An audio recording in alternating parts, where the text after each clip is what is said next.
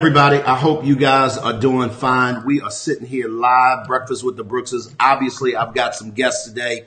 For those of you all who don't know me, my name's Glenn P. Brooks Jr. I'm an author, I'm a speaker, I'm a coach, and today we're going to talk about the sticky factor. That thing in relationships that causes you to be able to go to the next level, stay on point, and stay flourishing. Obviously, Cherie isn't with me. I'm sad a little bit. But it's a good day because we got our great friends, Eric and Ellasin Allen. It's a tongue twister. Don't say it 10 times fast because you will mess it up. We just like to affectionately call them Allen and Allen. And we just appreciate y'all. What's up, guys? What's going on? Y'all good? Yeah, we good. We good. Listen, I just want to say thanks because y'all, look, let me tell you something. For y'all to show up this early in the morning, I know you live in Suffolk. But y'all living in the other, on the other side of Suffolk. It's still 25 minutes. It's still a 25-minute drive. So, no, thanks so much, Eric. It's good to have you home, man. I know that as a naval officer, this is just a unique opportunity for you to be home and be able to share and challenge, share in this opportunity. But we've done this before. Yes. Yeah, we did it at y'all's house. Was it Christmas Eve one year? I think so, because it was an adult sleepover we had. Yeah, listen. Cherie and I told them, listen, they said, hey, we doing something at the house, and y'all can come through if you want. Yeah. But the truth of the matter is that they live 35 minutes away from us, and we was like, yeah, we can come over all we want, but we bringing a bag. Yes. Y'all got a room? And so it was awesome. So I appreciate y'all for jumping in. If this is your first time jumping in, guys, I want y'all to do me a favor. Say good morning. My neck of the woods, Bobby50WR. Do me a favor, Bobby. What is your whole name? I just want to make sure I'm greeting you properly. Thank you for jumping in. Is this your first time? I'm not sure if I know you, but I'm super excited to have you. Thank you so much. Latanya Best, thanks for jumping in the room. Karen Curry, Lynn Irvin, thanks again for jumping in the room. Guys, listen. We're going to get into a subject matter today, Eric, that's deep for a lot of people. And you guys have grown through some stuff that most people don't get through. Right. They just don't. And I know, and here's what I like to tell people. Here, especially when you people of faith. So we knew God had a part in it. Yes. That's notwithstanding, right? Right. That's right. But a lot of times people struggle with, what's my part? Right. Like, okay, God, you're sovereign. Things are going well. I mean, if we give it to you, and it kills me when people say, well, put God first. Well, what does that look like? Right. How do you, so there were some things that you guys did, and we're going to get into that. But before we do, I just want to greet a couple of people. Monty Weaver, good morning. Good to see you. Rhea, good to see you. Shout out to the MAPS, singles group coaching environment. Y'all, we just launched a group coaching environment for the singles. Yes. It is lit. Yeah. For a long time, Eric, it was like, man, I don't know if we can do this because it's been a long time since we've been single. Right? But what they were really saying is that, man, listen, we need what it is that's making y'all work. Like, there's something that, and we're going to talk about that today. Like, God, that I wish I had what we got now in the way of a community back then. It would have made it just so much more easy. So talk to us just a little bit about y'all's story. How'd y'all get together? Again, I'm sorry that Cherie is not here. Oh, Wilma, that's you. Bobby is her nickname. That's a terrible shame. There she is. There she is. Cherie, good morning. Cherie. Good morning, Hey, lady. Do me a favor. Make sure that you hug that grandbaby of ours, baby, because I know she is suffering. Poor thing. When a 5-year-old gets sick, it's sad. It's sad because they be laying there like they're going to die. Yeah, you know what I'm saying? So y'all shout Cherie out. I appreciate you for jumping in, guys. But let's get into it a little bit. Let's talk a little bit about y'all's background. We'll slow down a little bit and talk about it. 21 years ago, you guys got married, but it started really before that. Yes. And people need to understand sort of the backstory just a little bit, how y'all met. Eric, you saw this woman and you basically commandeered her. And it's like, hey, this is what you gonna do. Right. But then you realize that she wasn't the one. It's like she gonna fight you a little bit. Oh yeah, she gonna fight. So talk to us a little bit. Basically, I was going to You was going to college. I was going to school back in Kentucky. Okay. And the thing is, she didn't like me at first. Okay. And I didn't really care for her either. That's an understatement, Ellison. So you got to understand, I'm from Kentucky. Right. She's from New York. Right. Oh Lord. So that was that was a situation in of itself. We were already clashing, So she didn't care for me, and I didn't like her either. But there was something about the fact that she did not acknowledge ooh me. and ah over him like the other chicks. Right. Let's be honest. Can we just keep it real? He's trying to clean it up. Ooh and ah. She wasn't that over here. And he had his head full of curly hair that all the girls would do all of this. Right. I wonder if they would rub this dome now. Look. I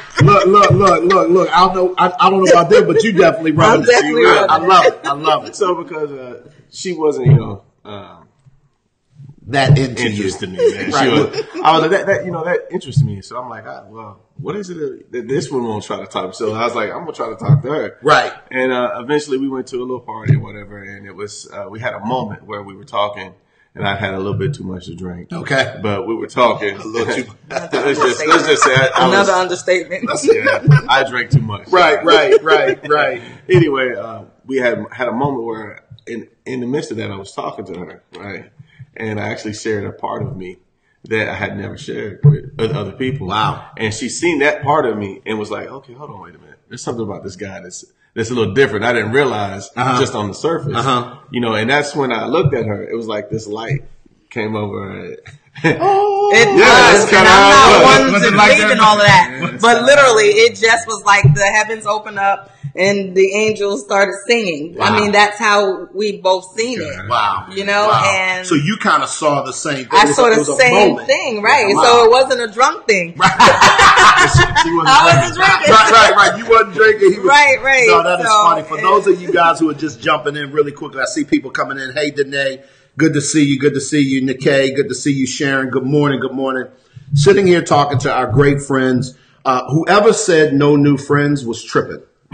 So when Cherie and I moved to Hampton Roads, it'll be 4 years ago here this coming summer.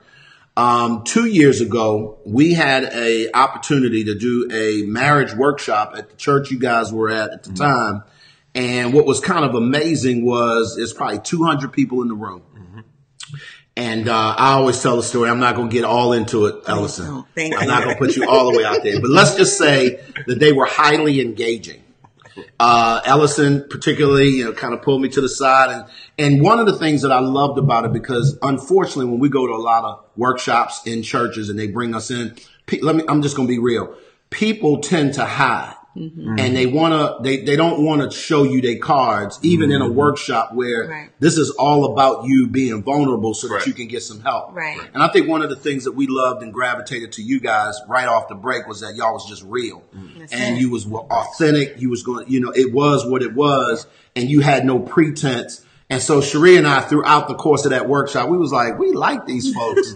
And so we started getting together, went out a couple times, and then that became a couple more times. And before we knew it, whether you were on deployment or not, every time you come in, it was like, Eric's back, so let's get together. Let's get together. And so we absolutely love what God has done. And just bringing us friends that we could rock with, people who were at the same station in life as us at the same time. But Ellison, one of the things, and I'm going to go back to that. So for those of you guys tuning in, I just want y'all to give it up for these folks because they good people. You really, really struggled early on with just, sort of being the rock in a lot of ways, and it carried on where Eric was his free spirit, like he was angry, he had a lot going on, and you were kind of always that steady, like, all right, let's get it together. Talk to us a little bit about those early days when you guys got together, and how challenging was it for you to not only be finding yourself, but also try and stay grounded as you guys started growing? It was a lot difficulty because we moved. We no longer had a family. Mm-hmm. We no longer had a community. So when we moved, it was literally just us. Mm-hmm. But one of us was always gone. Right. So I became the dad, I became the mother, and I became the friend, I became the doctor, the nurse. I became all of this with the children. And then when he would come back, he would want to jump right back into the role, which was wait a minute, because you're only here for about a week. Right. And you're trying to change all of this. Right. And I got the kids down packed, and we got the bills down packed, and we have this. And Eric is the type, like, I want this, I want it done like this, I want it done like this. But I'm the one that's home. Yeah. So I'm the one that's home. So I know that at that time, we're going to take a little bit from Peter, to pay Paul just so I can get the kids out of the house for a minute. Right. You know, and he's like, well, how come this isn't paid? And how come this isn't done? How come I'm like, because I took a little bit from Peter to pay Paul so I can get these kids out of the house so I can have some sanity. Right. So it, you know, kind of caused a little bit between us. And then you got to remember, I'm a very strong woman. Yep. So my family, we're not married. My family doesn't have a history of marriage. Okay. So now I'm trying to strong woman, becoming a wife, the whole submissive, like, I ain't feeling to an extent, if the man is doing right. That's my opinion. Right. So, you know, so all of that, I was trying to, and be mom. Yeah. You know, and my son, Darius, he was very sickly. So it was a lot going on. So he was the most sickliest, hypest child I've ever known in my life. Sickly and hype. Sickly and hype. That's an emotional situation. With a man who's gone and in California where I know no one. Yeah. Wow. So I had to be this rock. Right. Which causes conflict. Right. Guys, we're going to talk about that. Good morning, everybody. Just chiming in. Wanda Briscoe, good to see you. Lacey, good to see you. Good morning. Cherie, we miss you too, baby. Yes. We miss you. Cherie is home taking care of our sick grandbaby. The youngest one is challenged this morning. So y'all pray for her. Joy Hannashaw, good to see you. Good morning. Good morning. It's weird not seeing you here. Yeah, I know it is, Nikkei. We're not seeing here. Not having Cherie here is weird for me too. So we don't plan to have very many of these weird moments, even though I know we will have a few. But here's what I want to say. You started talking about, and we're going to get drilled down, guys, and I want to kind of transition in a minute. But today, for those of you all who are chiming in, we're talking about the sticky factor. Malcolm Gladwell wrote a book, for those of you that have never read it. It's called The Tipping Point. And The Tipping Point really, it's a business book, and it's about, you know, what is the one thing in businesses that allow businesses to connect with their customer base in a way that causes them to not only want to stay connected as customers, but they become loyal and then raving fans of that product and or service. I think that it is absolutely possible to create a sticky factor in relationships. Yes. And I think, unfortunately, people, because they don't look at their relationships as something to build, something that's under construction, something that takes work there's a part of that says, listen, can we create an environment where you want to be here? Right. Can we create an environment where you looking when the ship comes in and you come in off a deployment, Eric, you are looking forward to coming home? Because I guarantee you there's sailors that work under you that literally ain't looking forward to that. Wives too. For a lot of reasons. And then there are wives. Wives not looking forward and to that's a unique home. Dynamic, guys. And I've coached enough military folks to know that there's this element that says, I almost don't want you to come home. Correct. And so we're going to go back to something that you said. When you have created a system while he's on deployment. Right. And for those of you all who don't know, Eric's a naval officer now. Back then he was an enlisted guy.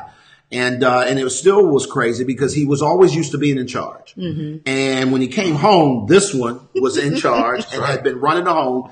And Eric, be honest, I'm sure that there was something in you that says, I'm grateful, I'm glad. Absolutely. But then when you go to insert yourself, that's a mix. That's hard. It is. And it's not something you intentionally try to come in and just take over. But when you're at sea and you have several hundred sailors, within a department or in a division, and you're used to giving out orders, you want things done a certain way, so you can literally be talking at somebody. And this is a problem we have in the military.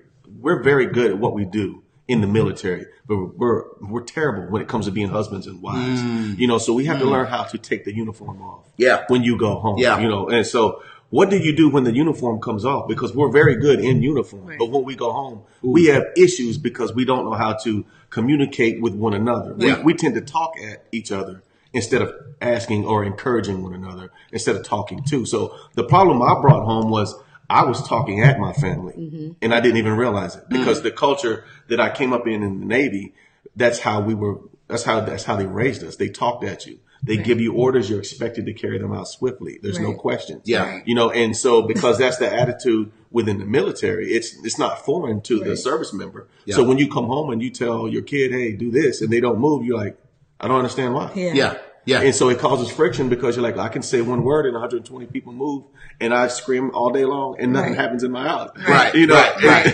Right. And so I know as a man, that's got to mess with you too, psychologically, because you're saying, wait, man, what's going on with me? Yeah. That I can't get these kids to move. I'm sure that there's a disconnect that you obviously realize is there. Mm-hmm. Oh, yeah, you realize it's there and you notice it because when you're sitting there at the house and the kids come home and they walk past you and they go straight to their mom. And you're like, yeah, but I'm here too. And it's like, no, you're visiting. Yeah. You know, so I heard him when I said that. Wow. Because it's like, well, I didn't realize I really ain't here. Yeah. You know, and so my wife had made mention one time. She said, you know what? You've had an affair on me for 15 years. You've been with the Navy longer than you've been with us. And she was absolutely right. I spent over half of my birthdays, half of our anniversaries, half of the holidays have been on deployment or on the ship. And this is a dynamic that so many, not just Navy, but so many military people have. And when they come home, being able to insert themselves back into the family and learning how to communicate with the family is extremely hard because we don't know how to do it. Right. Ellison, I'm going to go right to you because Cherie asked the question, well, what is the sticky factor in marriage? And I want to, Ellison, I want you to pick up here. But I want to say this just really quickly. Cherie and I both served in the military. So I was in the Army for an enlistment. It was 3 years active and then, the rest inactive. And then Cherie was in the Marine Corps. And one of the things that we recognized during our service, so Cherie's been married twice before me. The first time was when she was in the Marine Corps. And we both can attribute a lot of the dysfunction that went into our first marriages. I was married for 12 years. As a result of learning certain cultures, certain ways of doing things that quite frankly was productive for one life, but completely unproductive for another. So when we talk about the sticky factor, we talk about what that one thing in relationship that when it is built properly, it is something that people, hands down consistently win. Right. And I honestly believe that one thing is communication. Yeah. It's done right. Yes. Statistically, and it's been proven over and over and over again that the lack of communication or unhealthy communication is the number one reason why couples don't make it. Right. It's not the finances. Right. It's not infidelity, as most would like to believe. Right. It's not people, quote, being in your business. And that, those aren't the things.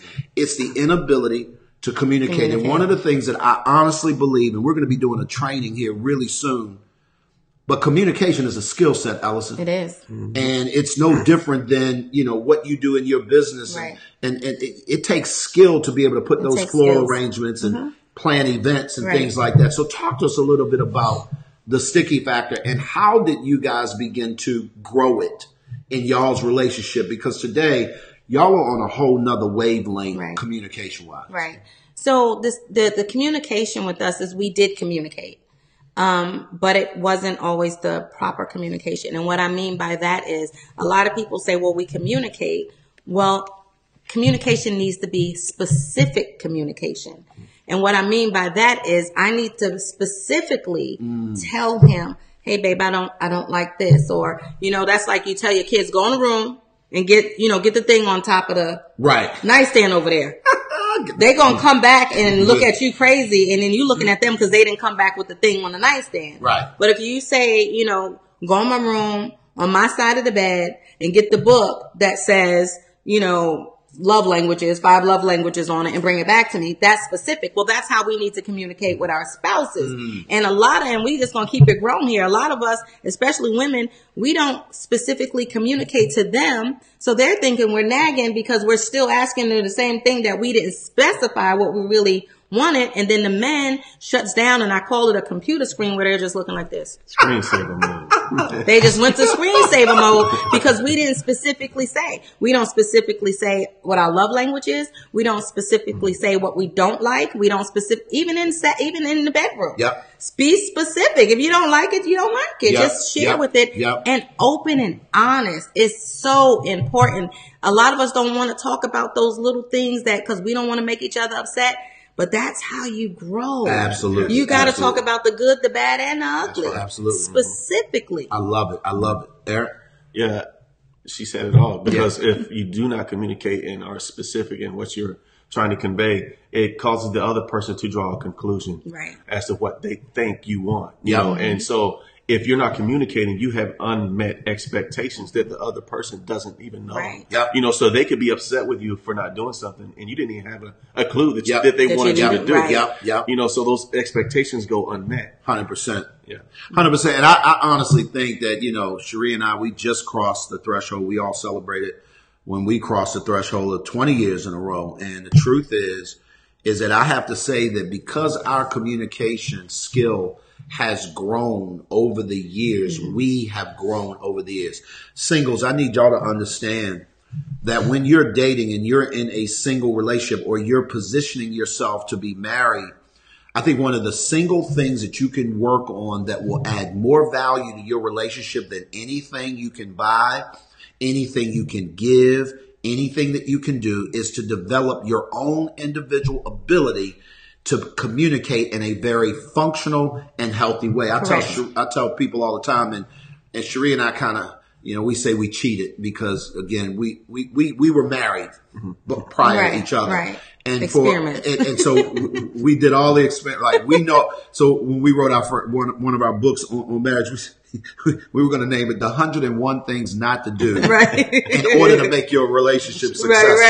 Right. That sounds like an oxymoron. It's like, wait a minute, let me make sure. So if I don't do these 101 things, it'll be successful. No, it wound up becoming the 5 things you need to know in order to be able to make marriage work. But the truth is this, guys, is that we figured it out by doing it wrong. And so when we got together, we came to our relationship on a page, first of self-discovery, but then, you know, willing to, now don't mean we didn't go through some stuff. We did. I mean, and it was crazy. But looking back, you know, we've only had a handful of major arguments. And it's not because we don't love each other. Our skill sets make that necessary. And so it's no different than in your life at work. If your skill is on next level, you just make fewer mistakes because your skills are that home. Does that make sense? It does, but I think you have to acknowledge when you're not skilled in a certain area. And so for us, I know especially for me, I did not realize I wasn't skilled at communicating with my family. You know, I just thought they knew.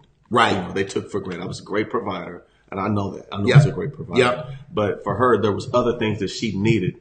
Emotionally, I had no idea how to do that. You know, so that's what I think she was talking about, conveying exactly what those emotional needs were. She was just expecting me to meet them. And I'm like, well, what do you mean? You want me to give you this? I give you everything. Now you want more? Like, I don't even know how to do that. You know? But so I think, yes, definitely has to be communication. But because once you're able to acknowledge that you're not skilled in a certain area, and that's what you have to do is be transparent and just being able to admit that to yourself that you're just not all that in a bad relationship and that you need help. Let me tell you how, ladies, let me help you. Let me help you how I got specific, right? So it went to giving him the Hampton, what's going on Hampton Roads app. It went to giving him the Groupon app. You know, I don't want to hear, I don't know what to do because I gave you the apps. And then you're so picky, I don't know what to buy you. So what I did was I would get like Bath and Body Works or whatever and cut them out and put everything in an envelope of all the stuff I like. So now the kids and him, all they went and picked something out of the envelope because it's what I put in there. So it's something I like because, you know, it's just specific. No, I love that. So imagine, is your love language gifts? Okay. So Ellison, and I think about Gary Chapman's 5 love languages. If you are in a relationship, you need to read that book. That book will save your life. I think that most people don't understand that there is a love language that your spouse or your significant other or your children or anyone you're in a relationship with, as our friends, I've learned y'all's love language. Does that make sense? And so now I know how to love on you guys as friends and vice versa. So when you understand that, you get to speak other languages. And I think that it's imperative for you to become bilingual or in some cases trilingual. So I love that. Put it in an envelope. That's so practical. And you don't have to think. But see, here's the challenge, Ellison. Most people, and I think both ladies and men, we go through this, well, they should know. They should know. You said it earlier, Eric. If I have to do the work of putting what I want from you into an envelope to have you pick, then therefore you don't love me enough to figure it out. And I honestly think that people make other folks jump through the wrong hoops in terms of doing the work. Yeah. Yes, there is work involved in you clipping out the coupons and that, but the work that you now created an environment for him to do is a work he actually can pull off, as opposed to making him do that work and then the work that he has to do to actually go out and get But let me say this: I don't do it anymore. I don't do it anymore. Speak to that. And I don't have to do it anymore because I was showing him, because a lot of times, like you said, well, you should know. And that was my mentality. Well, you should know. When you was trying to date me, you was big and buying me bears and cards and writing me poems. So what's the problem? You know, but we grow. And like I said, the military, he was gone a lot. So, you know, some things shifted, but it's not like you're I don't want to use the word training him, but I was helping him help me, because I know what my love language was. And he kept saying, I don't know how. And then in his anger, he would go, well, you're too picky and you're too this. So it became almost like an attack. And then, you know, if you're a person like me, it's like, what do you mean I'm too picky? You know, but to bring it back, it was almost like, okay, well, here's a guide on how to minister to my heart. Because he took care of the kids, he took care of the house, the yard, build anything but my heart. You know what I'm saying? So as I gave him the roadmap to my heart, now this guy, 21, he wrote me 20 poems last year for our anniversary. I quote one. I think you posted a couple of them little excerpts, but let me tell you this. If y'all should have been at their wedding vow renewal, them daggone vows that y'all recited. I'm saying to myself, that was just the most endearing act of work on each other's part to just communicate what is you feel. Let me go to the chat really quickly. Cherie said, that's good. Tell them specifically what you like and then how to love you. Don't make them jump through hoops is what Wilma says. I love that, Ellison. Latanya says, get very specific. Here's a challenge, guys. In order for you to get that specific, you're going to have to first get self-aware. That's right. Let me help y'all out for a second. Most people can't get specific because they don't know themselves. And when you become self-aware enough to understand, first of all, emotionally, where are you? And then emotionally, how is where you are affecting the room? So if I could use that as an example, and I understand what you mean when you say you don't like to have to use the word training, but here's what I will say is that when we think about training, I think about Proverbs 22, train up a child in the way he should go. When he's old, he won't depart. And here's the challenge. As children, we were never we were trained in areas of our lives that we later carry out, and people forgot that we actually got trained in dysfunctionalism. We got trained in not being able to communicate. We got trained in how to fight as opposed to use your words. We got trained at, you get what I'm saying? So therefore, that is what you're carrying out as adults in your marriages and in your relationships. But when you stop, take a minute and train and think to myself, train, educate, help, whatever word you want to use. If you decide to become self-aware enough to say, listen, I need to help this person. I tell myself to this day, you know, Cherie will ask me, I mean, like clockwork. We leaving the house. You got your keys, you got your wallet, you got your keys, where your phone? You got your keys, you got your wallet, you got your keys, where's your phone? You got your wallet, you got your phone, where's your keys? And I want to say thank you, Cherie, because when y'all was at the house, now I do that to him too. Bruh. Because how many times he's turned back around because he forgot the wallet. So Eric, this irritated the bejesus out of me, bruh. Because I'm saying I'm a grown Apple man over here. Like, how about if I forget my keys when we get to the car, I'm going to know. Right? Like, you don't have to have a conversation with me about that. Like, not over and over again. So, but what I had to learn to tell myself, Glenn, she is your helper. Exactly. Please embrace her for who God made her to be in your life. It will go better with you. It helps us because we get frustrated. Now we got to wait out here in the rain because you forgot your keys. Come on now. Or we're at the gas station and you're searching, looking for your wallet, and we're sitting there like the good wife, like this. Right. Say hi, you know. Right. And then when you get in the car, you be like, "Oh, you forgot your wallet, honey." Right. You know what I'm saying? So now we say you got everything. You got your wallet, your keys, your phone. We're helping you. We're helping us. We're happy life. I love it.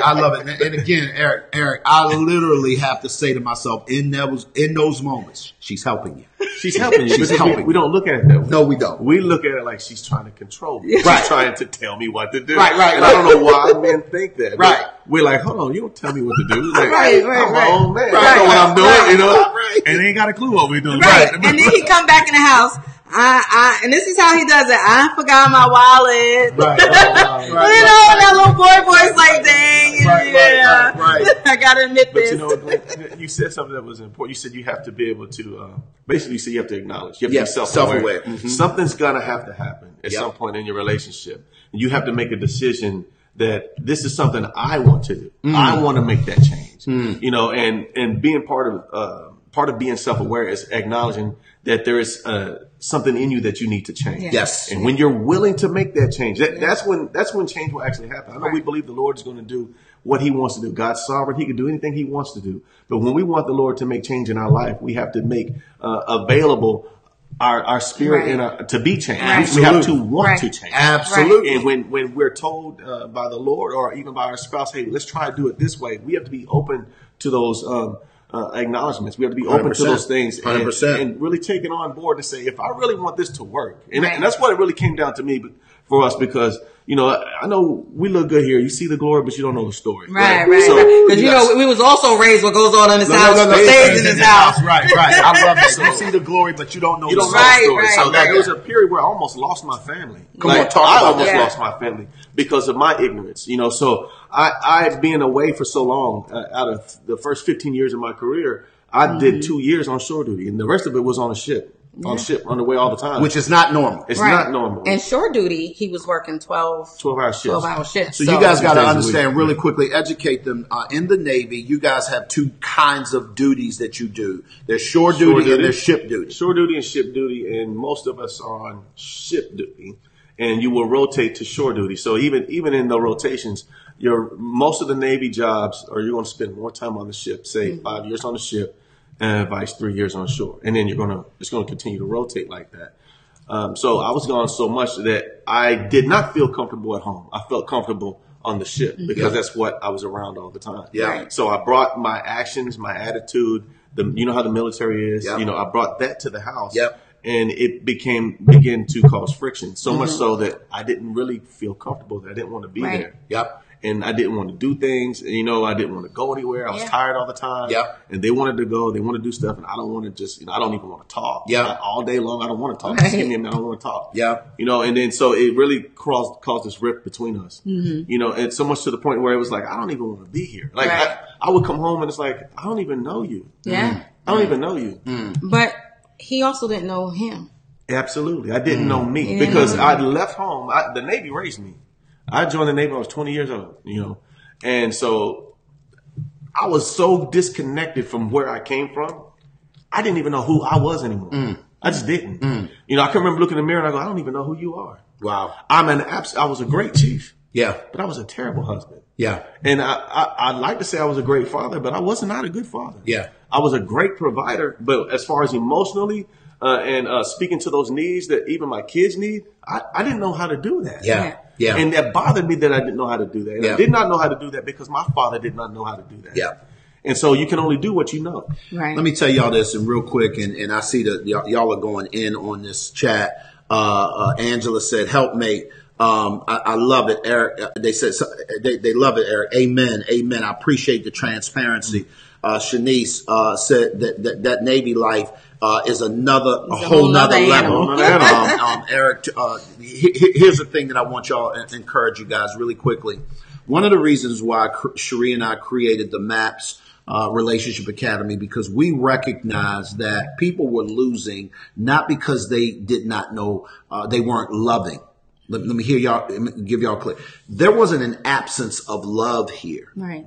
there was an absence of skill. Yes. There was an absence of community. There was an absence of awareness. There was an absence of understanding. There was an absence of support. When Eric and Ellison are in California, you know no one there. He is on a ship. Y'all have to understand that when he talks about being deployed, he's gone maybe 6, 7, 8, 9 months sometimes out. And then he comes back for a hot minute and then they go right back out because that's kind of, so let's translate this to even civilian life. You have a husband who is driven and he is building a business. Maybe it's a startup. Maybe he is an executive. Maybe he just works a ton of hours. You have a wife or a woman in a relationship, even if y'all are just dating, and your job is you're constantly working doubles or you're pulling all this time. Here's the challenge.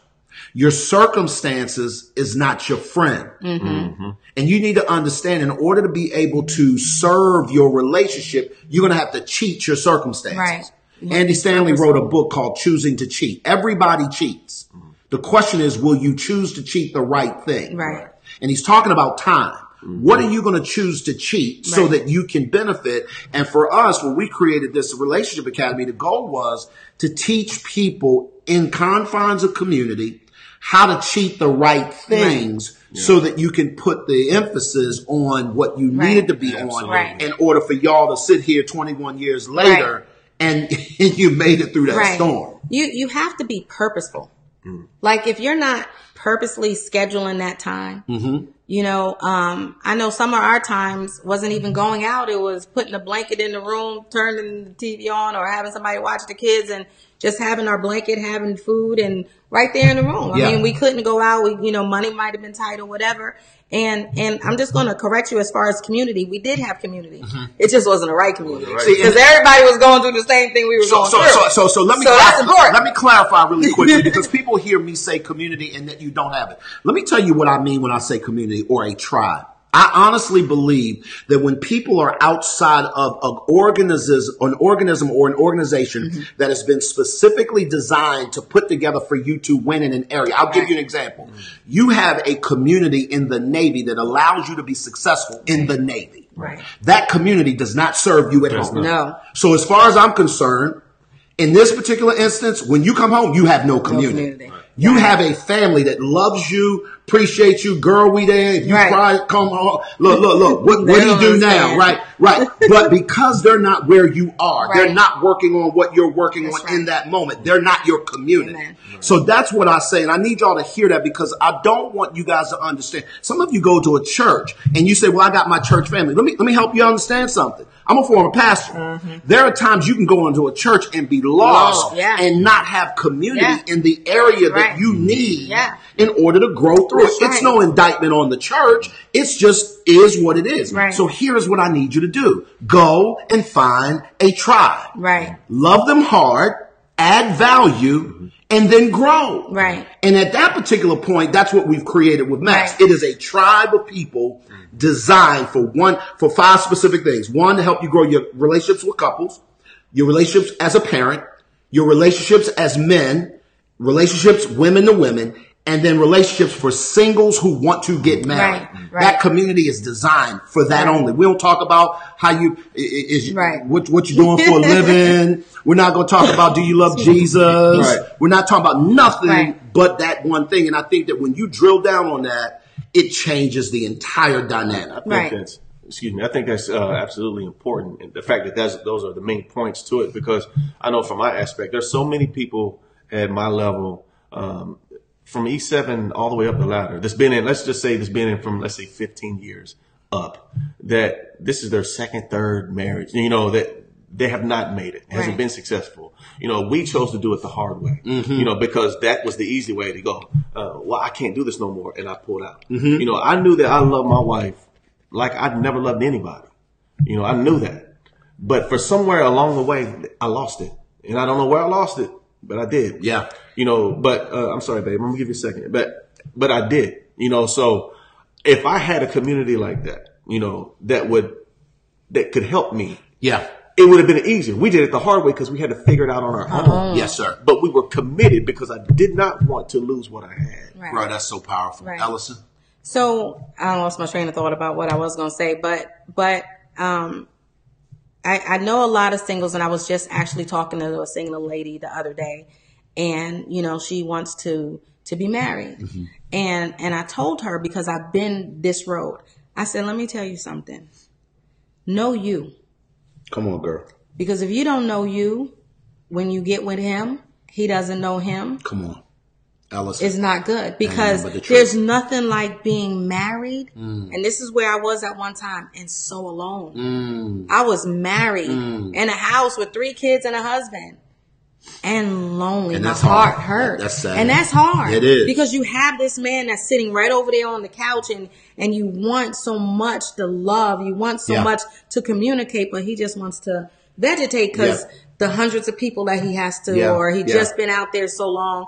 And you're like, I want my husband. You know what I'm saying? No, I know exactly what you're saying, Ellasin. And for those of you all who are just chiming in, we're talking to our great friends. These are some of the sweetest people in the world, to Cherie and I. And I'm sad that Cherie couldn't be here. She's with our sick grandbaby.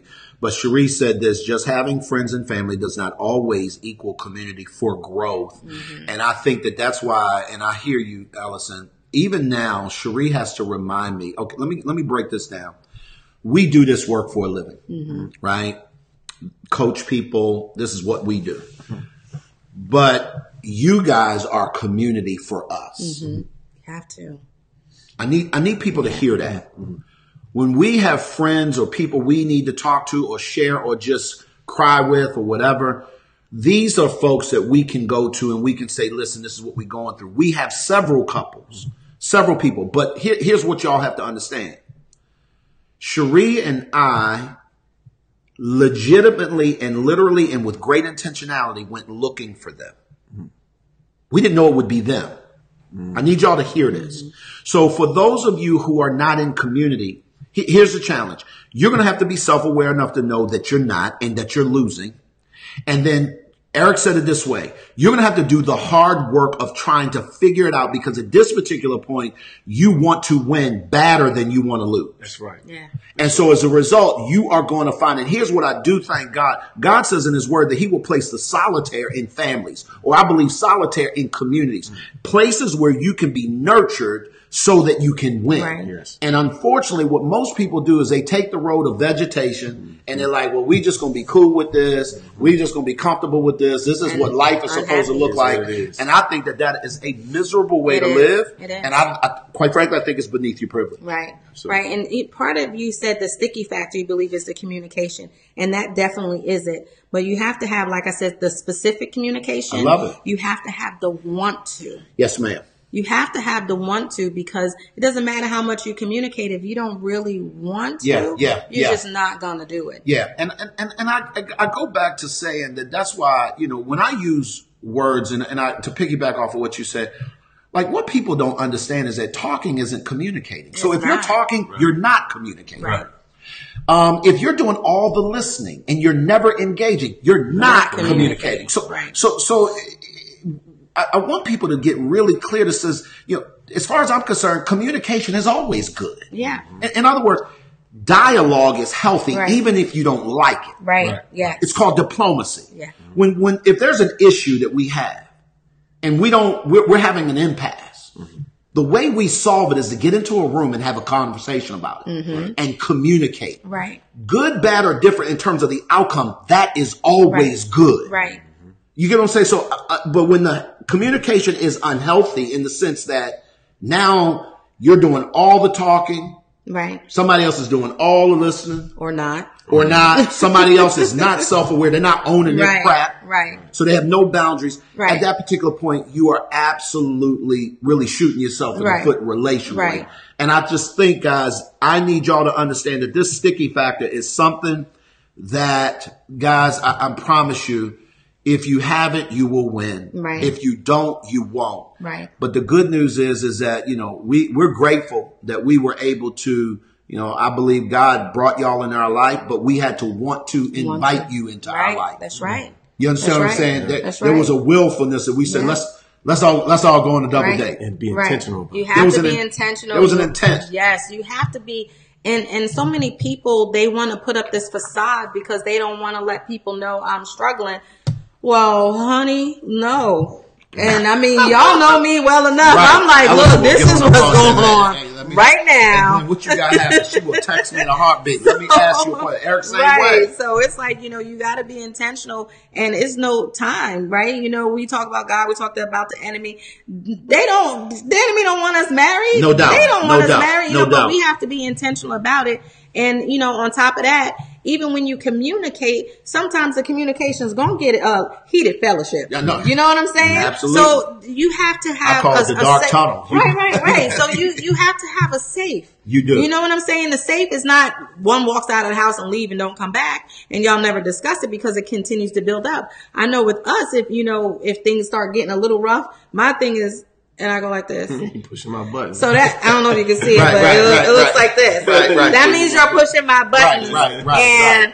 And I'm doing this, so that's the warning. Now, if I go a little faster, that means my buttons is getting pushed. So now we might need to take a break and revisit this. Right. Where before I was like, no, we're going to talk about it right now, and he didn't really know how to communicate, so it kept going like this. Right. And it's this little thing in the store that we laugh, and the kids was like, "That's Dad," and it would go, "Whoa!" We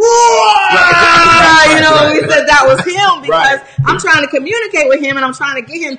Talk. Right.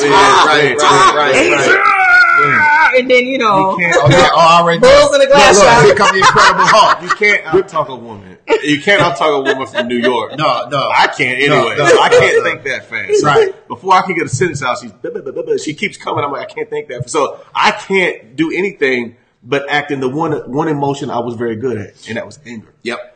So I didn't know how to act any other way. Yeah. So I would get upset, and I'd go to the one that I know how to do. Right. You go to. I'd get angry when I was afraid. I would get angry. That's your go-to move. That's my go-to move. So people on the dance floor, they got this one. Right. They got this one go-to. It's like my go-to was anger, and I would get angry, blow up, tear stuff up, and that was it. Yeah. I never put my hands on my wife. Yeah. But I might break a door. I might throw something. Yeah. Because that was my one go-to, because I was frustrated that I didn't know how to articulate how I felt. Yeah. And that I couldn't make her happy. And that was part of the thing was, she wants me to do certain things. And I felt like if it wasn't a big grand event that just blew her socks off, then I wasn't going to do it, because then it didn't mean anything. Right. I failed to realize it's the little things, the little things that really build this thing. Absolutely that really build this thing, So, and I had to learn to be intentional, and I had to start with just doing little things, Yep. And it as silly as it may sound, ladies, don't make fun of him or laugh at him if he does something. He's trying. Yeah. And you're like, oh, that's cute. Oh, that's right. Babe, you did a good job. Because that encourages him to try it again. Yeah. To try it again. Right. And that's where the training part comes in, because what I think people fail to realize, training literally means repetitiveness. It's repetition. Yeah. When you guys go out on a training exercise in the Navy, the reason why you're doing it over and over and over again is that when wartime hits and they shooting, you need to understand this instinctively. Right. You don't need to think about it. Right. So if I translate that to relationships, there's a level of communication that you guys have now that you don't even think about certain things. It's organic and it happens. Yeah. But that's because you guys went through a series and y'all did it the hard way. I'm going to help y'all out. There's an easier way to do it than what they did. Yes. God bless America. I promise you, there is a Jesus, there is a God, there is a Holy Spirit, and they all real, because they here. But if you want to help cheat the system just a little bit and get in a community of people, somebody go ahead and put the where people can find us, guys, put it in the chat, www.thecrcoach.com. Do me a favor, sign up for a 15-minute assessment. That will schedule you some time with either myself or Cherie, and we just want to chop it up with you, figure out how can we help you. Right. I have a hashtag. I always say we all need some help.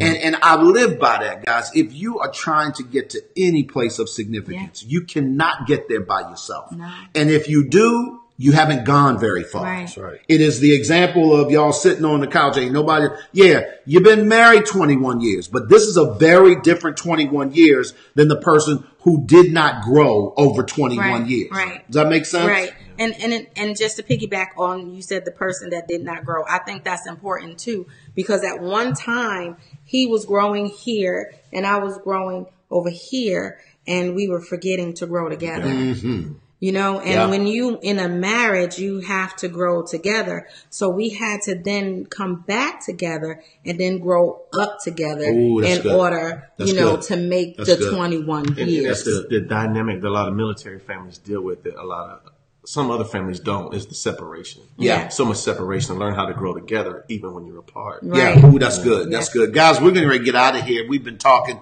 to our great friends. We call them Allen and Allen, but that's Eric and this is Ellison. I love you guys between y'all toes. I know that sounds nasty, but I promise you, it's a nasty kind of love. Look, you can talk bad about the Allens, but you cannot talk bad about them to me. No, Cherie, we are so sorry that you weren't able to be here. Listen, I appreciate you staying home and being on Grand Watch with the grandbaby. Because she's not feeling that well. Good advice. Teresa Bryant said it's about doing the little things consistently. Latanya, I love that because I think consistency matters when a brother is trying his best. When you speak to that negatively, it causes him not to try. That's the challenge is that he doesn't have the consistency or the rhythm that he needs to develop in order to execute that flawlessly. This was on fire. Karen said, good advice. Good advice. That's awesome. I appreciate you, my sister Candace. I tell my hubby often, babe, I love it when because she's affirming him. Yeah. And here's what I know about me. And my love language is words of affirmation. Yeah. And bro, you want me to run through a brick wall for you? You want me to run through it over and over again? Right. Just tell me, babe, I sure do love how you took out that trash. Right. It was stinking in here. I got some trash all day long. I be looking at y'all got some trash. Right.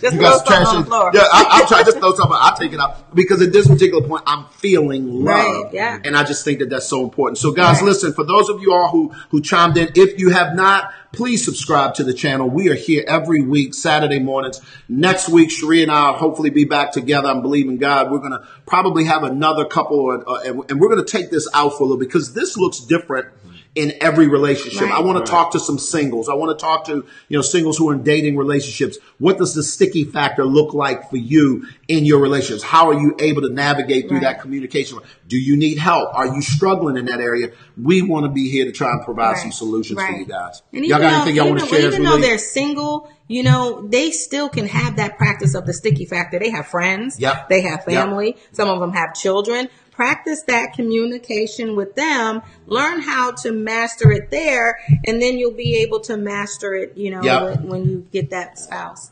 I would just say that, we talk about biblical things. The Bible talks about a man and woman coming together. A man will leave his father. The mother, he'll cleave to his wife. The leaving and the cleaving process doesn't happen overnight. Yeah. It's something that takes sometimes years. Yeah. Right. So the leaving and the cleaving, that basically is like the glue, what adheres the couple together. I love it. That's what the translation comes to. So I love it. What adheres the couple together? What is the glue that holds them together? The sticky factor. It is the conversation. I love it. It's the communication. Y'all, let me tell y'all something right now. These my folks. When are you going back out, man? You get sometime in right. I didn't bring my coffee cup today, but we're gonna figure it out. So this is our unofficial sponsor, Fiji. Y'all see them, y'all tag Fiji and tell them they need to get on with the program. So when we're going back out again, I can't tell you. You can't tell me. If he told me that, he had to kill me. No. Look, and all y'all jokers. Listen, we love you, man. Appreciate you guys. Thank you. Miss you, y'all, Cherie. do me a favor. We miss you, babe. Appreciate you for chiming in. But do me a favor, guys. Tag somebody. Yeah. Let them know. Share this out whatever way you can on YouTube. Just, connect to somebody. Let them know that we're trying to help people. Yeah. And if you guys want some help, go to our website, crcoach.com. We would love to be able to assist you in our Relationship Academy. And at the end of the day, guys, y'all already know what it is. We all need some help. Y'all be good. We will talk to you guys next week.